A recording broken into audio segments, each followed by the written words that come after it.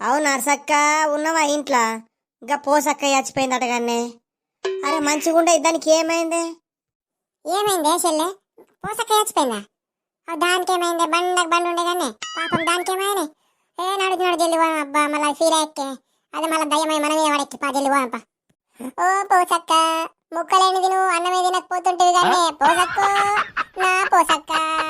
పోసక్క నీకు ఇంత కష్టం వచ్చిందేందే పోసక్కు, నా పోసక్క. నిన్నటిదాకా మంచిగా ఉంటుంది కానీ పోసక్క. పోసక్క నిన్న డీమార్ట్కు షాపింగ్ మాల్ కనబడింది కానీ నాకు పోసక్కు. పోసక్క నాకు పైసలు అవసరం ఉన్నా అనగానే పట్టుమని 10 రూపాయలు ఇద్దివే పోసక్కు, నా పోసక్క.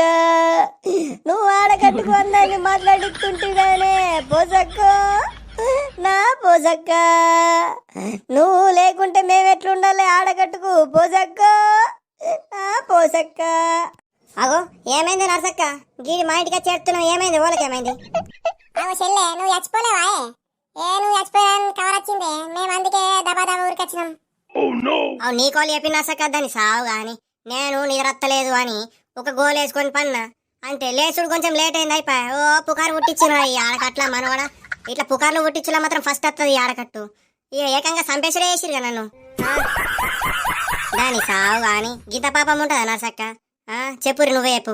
ఈ ఆడకట్టు అబ్బో నేను ఏమనుకున్నా గింత బద్మాసి రండాలు ఉన్నారంటే ఈ ఆడకట్టు బాగా బద్మాసి రండాలు ఉన్నారు. అబ్బా చిన్న రండు ఉన్నది ఓళ్ళో కానీ దాన్ని దొరకబట్టి ఇరగమరగా చంపుతావు దాన్ని.